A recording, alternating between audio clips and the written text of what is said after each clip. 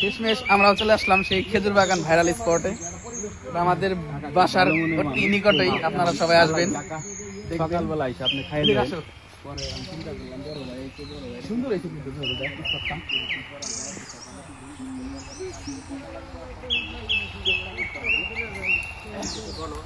আমরা অনেকে আসছি এখানে। আরিফ ভাই আছে, ইস্তিয়াক আছে। এই যে আমাদের ক্যামেরাম্যান জরুরি দিকে তাকাও। এই যে ক্যামেরাম্যান। আমি খালি ফেসবুকে দেখে আসলাম।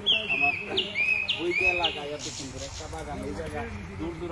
এই যে আমার ভাই, এই যে আমার এক মামাতো ভাই, এই যে আমার আরেক মামাতো ভাই, এই যে আমার বন্ধু জহিরুল।